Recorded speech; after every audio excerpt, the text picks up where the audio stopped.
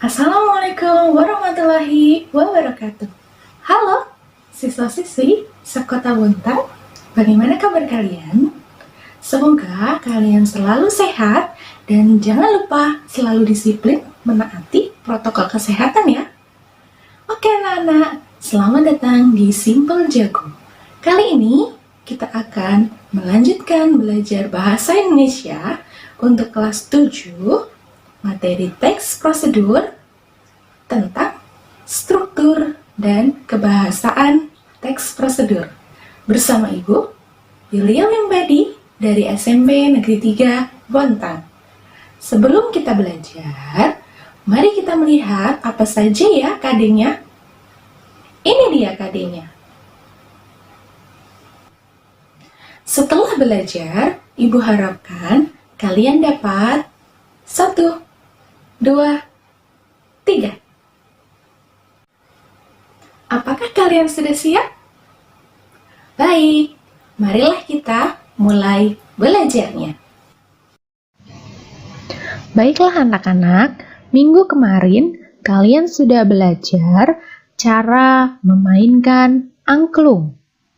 Kemudian, kalian kemarin juga sudah belajar teks prosedur cara membuat minuman tradisional untuk mencegah atau mengatasi insomnia.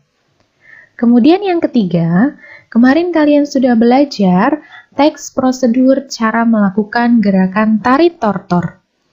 Apakah kalian masih ingat? Baik, jika kalian masih ingat, bagaimana ya strukturnya? Jika kalian masih ingat, bagaimana ya kebahasaan dalam teks-teks tersebut? Mari kita bahas setelah slide yang berikut ini. Baiklah anak-anak, silakan perhatikan di layar televisi kalian. Kita akan membahas struktur teks prosedur. Struktur teks prosedur yang pertama adalah tujuan. Tujuan berisi hal yang akan dicapai. Kemudian ada bahan dan alat. Bahan dan alat ini memerinci bahan atau alat dengan ukuran yang akurat. Kemudian ada langkah. Langkah ini adalah urutan langkah secara rinci per tahap. Selanjutnya ada penutup. Penutup ini bersifat opsional. Artinya opsional adalah bersifat pilihan atau tidak wajib ditulis. Jika ditulis pun juga tidak masalah. Penutup berisi penegasan ulang.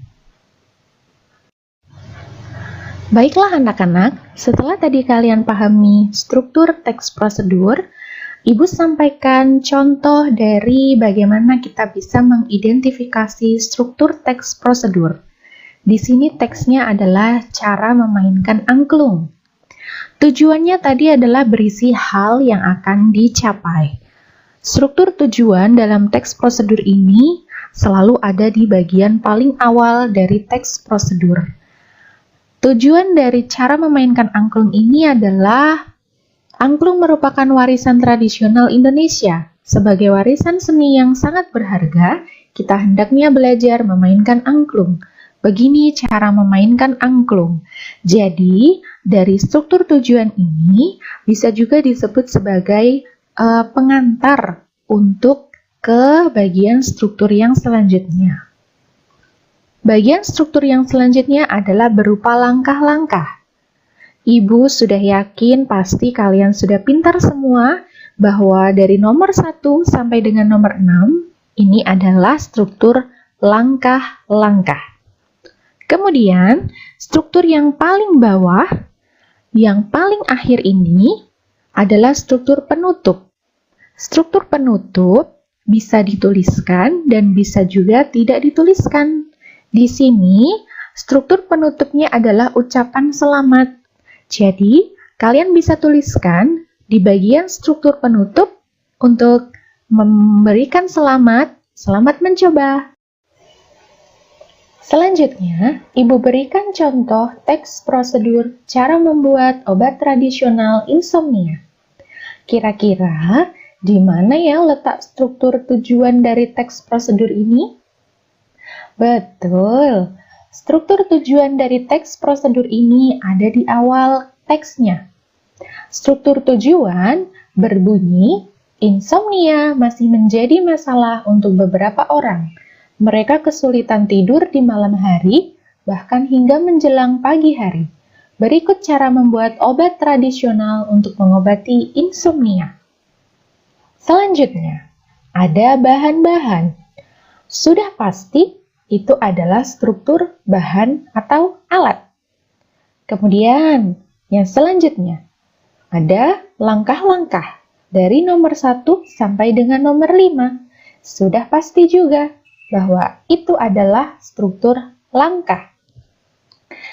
Yang selanjutnya, cara membuatnya mudah dan murah. Untuk hasil maksimal, minum secara teratur setiap malam sebelum tidur. Selamat mencoba. Ibu sudah berikan tadi contoh di depan juga bahwa untuk bagian akhir ini namanya adalah struktur penutup. Struktur penutup bersifat opsional atau tidak wajib. Bisa berupa penekanan dan bisa berupa ucapan selamat. Teks prosedur yang ketiga, Ibu berikan contoh cara melakukan gerakan tari tortor. Karena tadi 2 contoh kalian sudah bisa menyebutkan di mana struktur tujuannya, yang pasti di teks yang ketiga ini lebih mudah ya. Struktur tujuan ada di awal dari teksnya. Struktur tujuan di sini isinya adalah tari tortor merupakan salah satu tari tradisional dari Sumatera Utara. Cara menarikannya cukup sederhana dengan gerakan tangan dan kaki jinjit-jinjit. Gerakan salah satu jenis tari tortor dilakukan berikut. Baik, untuk yang selanjutnya, Ibu sudah tidak ragukan lagi, kalian sudah pintar semua. Nomor 1 sampai dengan nomor 6 sudah pasti adalah struktur langkah. Kemudian, struktur penutup. Di sini ada juga ya struktur penutupnya. Ada di bagian akhir dari teks prosedur. Isi dari struktur penutup, dengan belajar tarian ini, kita belajar mewarisi budaya luhur bangsa. Selamat berlatih. Di sini, di bagian struktur penutup, juga berisi penekanan dan ucapan selamat. Baik anak-anak, tadi kalian sudah menyimak penjelasan tentang struktur teks prosedur.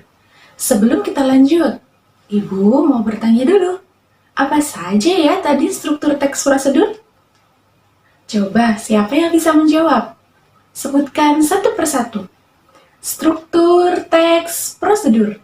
Yang pertama. Betul sekali. Yang pertama adalah tujuan. Yang kedua adalah bahan dan alat. Yang ketiga, sudah pasti teks prosedur ada langkah-langkahnya. Dan yang keempat adalah penutup. Penutup bersifat opsional atau tidak wajib. Bisa dituliskan dan bisa juga tidak dituliskan. Bagaimana? Jadi, struktur teks prosedur ada 4. Jangan lupa ya. Lanjut, kebahasaan teks prosedur. Selamat menyimak.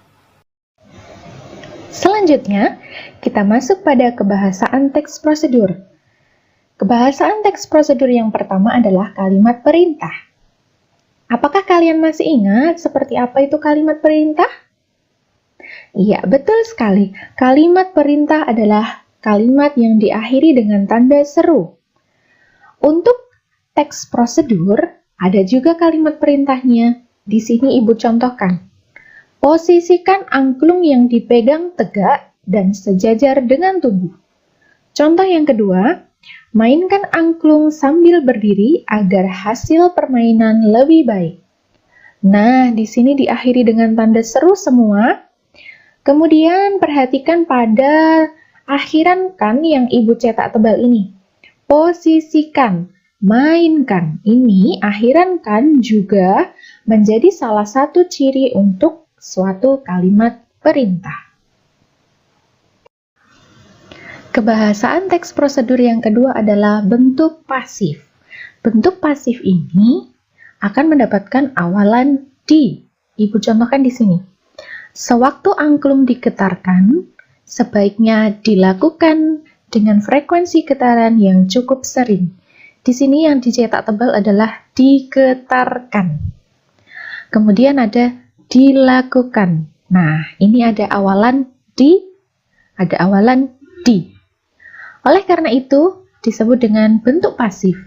Bentuk pasif ini biasanya ada di bagian proses dari teks prosedur atau dari bagian langkah teks prosedur. Kebahasaan teks prosedur yang ketiga adalah adanya kriteria atau batasan. Ibu contohkan di sini. 5 potong akar kelapa hijau. Yang dicetak tebal adalah 5 potong. Berarti 5 potong ini adalah kriteria atau batasan berapa jumlah akar kelapa hijau yang akan digunakan. Kemudian, 10 butir biji teratai. Yang dicetak tebal adalah 10 butir. Berarti kriteria atau batasan biji teratai yang digunakan hanya 10 butir saja.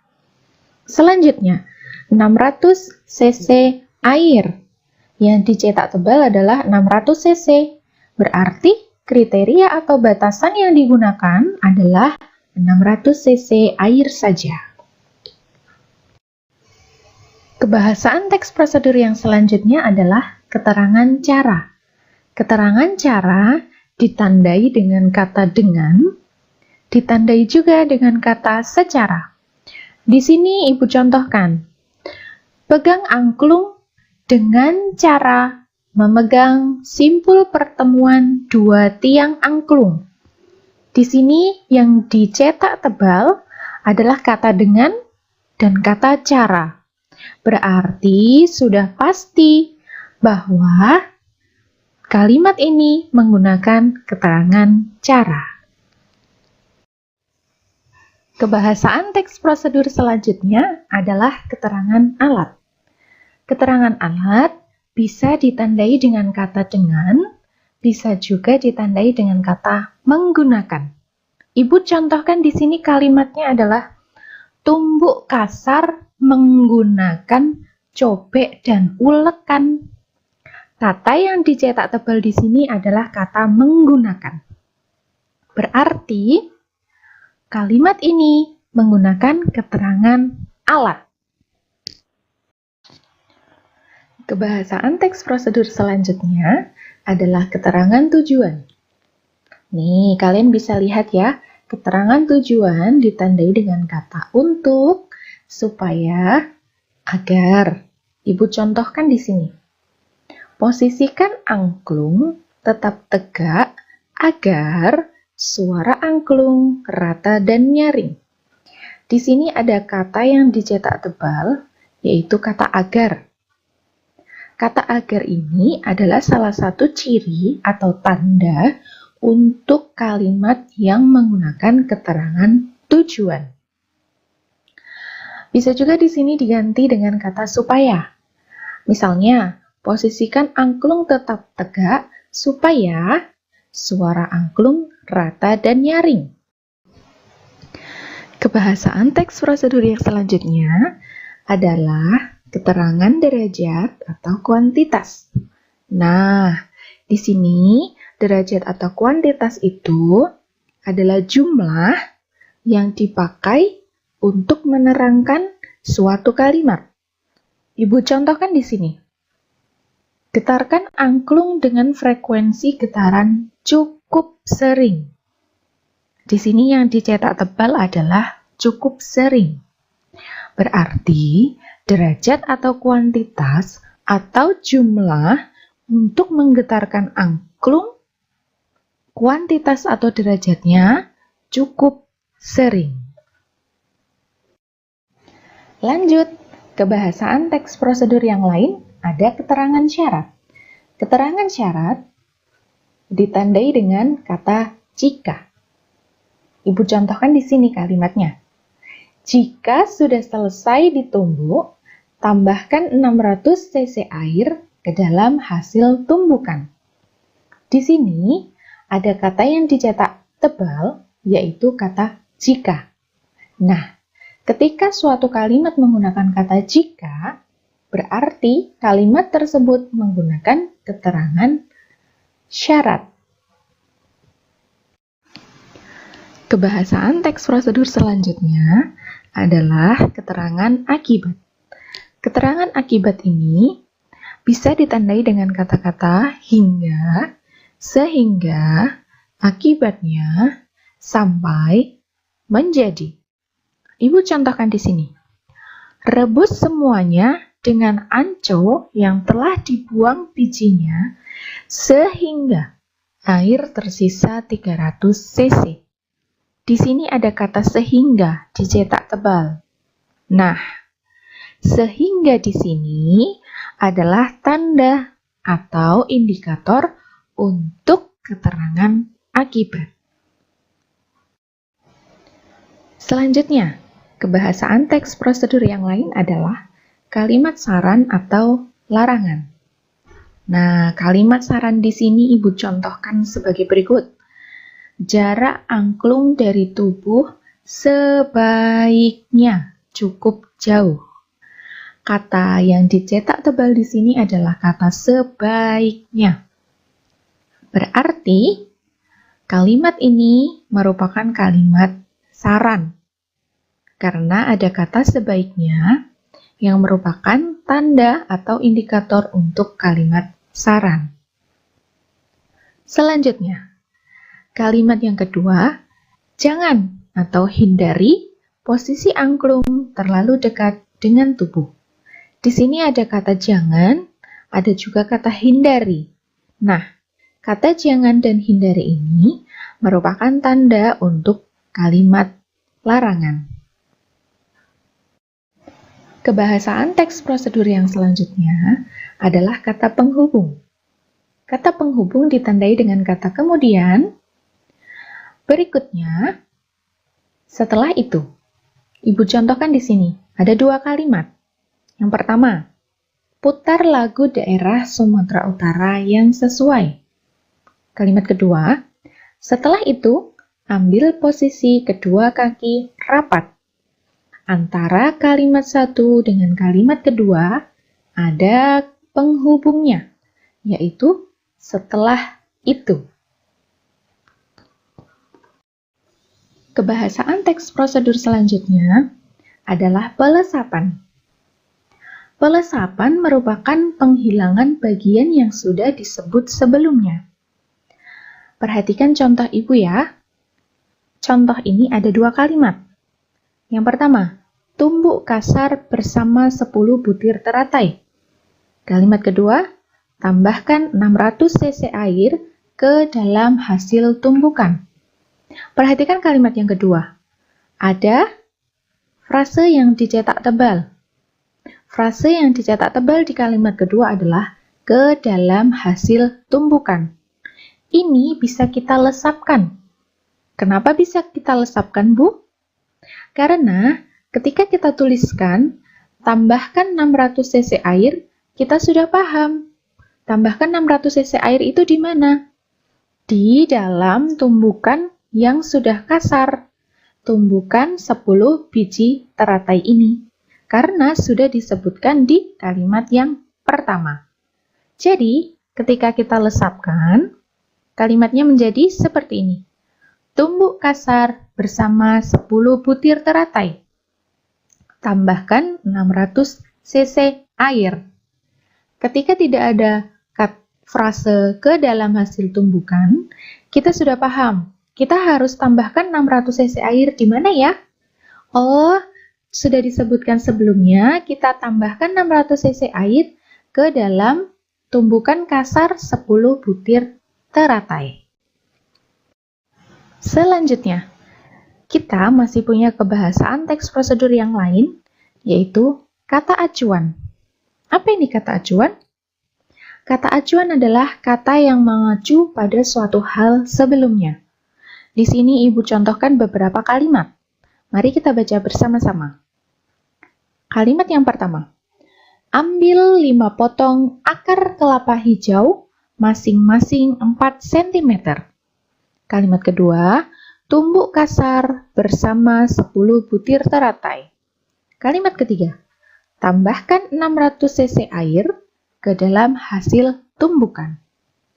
Kalimat keempat, rebus semuanya dengan anco yang telah dibuang bijinya sehingga air tersisa 300 cc. Perhatikan, di kalimat terakhir ada kata semuanya dicetak tebal dan dimiringkan. Kenapa seperti ini, Bu? Iya, ini adalah kata acuan yang Ibu maksud. Loh, ini mengacu di mana, Ibu? Semuanya mengacu pada akar kelapa hijau, mengacu pada 10 butir teratai, mengacu pada 600 cc air yang semuanya itu telah direbus dengan anco. Terakhir, kebahasaan teks prosedur ada akhiran i dan akhiran kan. Di sini Ibu contohkan, ulangi gerakan tangan dan kaki. Kata mana yang memiliki akhiran i? Iya, betul. Kata ulangi. Berasal dari kata ulang ditambahkan dengan akhiran i.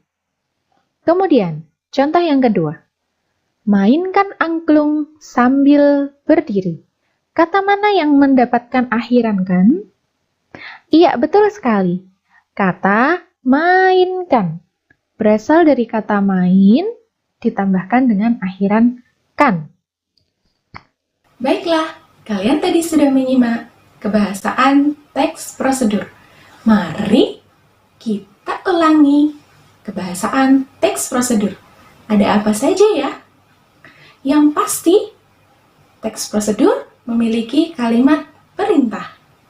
Kemudian, teks prosedur memiliki kriteria atau batasan. Kemudian, teks prosedur memiliki bentuk pasif. Kemudian, ada keterangan cara, keterangan alat, keterangan tujuan, keterangan syarat, keterangan akibat, keterangan derajat, atau kuantitas. Kemudian, teks prosedur juga menggunakan kalimat saran atau kalimat larangan. Selain itu, teks prosedur menggunakan kata penghubung. Setelah kata penghubung, bisa juga menggunakan pelesapan. Setelah itu, menggunakan kata acuan. Dan teks prosedur menggunakan akhiran i dan kan. Semoga kalian bisa memahami ini ya. Setelah pembahasan tadi, Ibu punya mini kuis untuk kalian semua. Mini kuis untuk kalian semua. Sebagai bahan refleksi, apa yang sudah kita bahas tadi. Pastikan kalian berusaha untuk menjawab ya. Mari kita baca bersama-sama soal nomor 1. Apakah benar struktur teks prosedur meliputi tujuan, bahan alat, langkah, dan penutup? Ya, betul sekali. Struktur teks prosedur meliputi tujuan, bahan alat, langkah, dan penutup. Soal yang kedua, mari kita baca bersama-sama. Apakah benar teks prosedur menggunakan kalimat perintah? Ini mengenai kebahasaan teks prosedur yang sudah kita bahas tadi. Apakah kalian masih ingat? Benarkah teks prosedur menggunakan kalimat perintah? Iya, benar sekali. Teks prosedur menggunakan kalimat perintah. Selanjutnya, apakah benar teks prosedur menggunakan kriteria atau batasan yang jelas? Tadi kita sudah bahas bahwa teks prosedur sudah pasti memiliki kriteria atau batasan yang jelas. Sehingga, jawaban yang ketiga ini adalah iya, benar sekali. Teks prosedur memiliki atau menggunakan kriteria dan batasan yang jelas. Selanjutnya, Apakah benar teks prosedur menggunakan kalimat saran atau kalimat larangan? Tadi kita sudah bahas bahwa teks prosedur, salah satu kaidah kebahasaannya adalah menggunakan kalimat saran atau kalimat larangan. Kalimat saran tadi ditandai dengan kata apa? Betul sekali. Kalimat saran ditandai dengan kata sebaiknya. Kemudian kalimat larangan bisa ditandai dengan kata apa saja? Betul sekali. Kalimat larangan bisa ditandai dengan kata jangan, bisa juga ditandai dengan kata hindari. Sehingga yang keempat ini kita berikan tanda apa ya, Nana? Kita berikan tanda centang.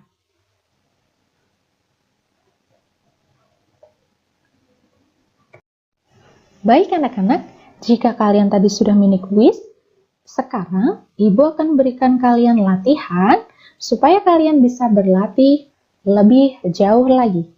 Kalian punya buku paket Bahasa Indonesia kelas 7 revisi 2017. Silakan buka halaman 104. Di situ ada 2 tabel mengidentifikasi struktur teks prosedur. Jadi, silakan dikerjakan 2 tabel tersebut.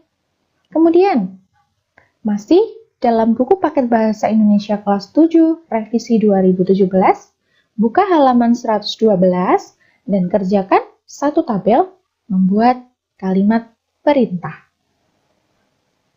Belajar bahasa Indonesia bersama Ibu kali ini telah usai.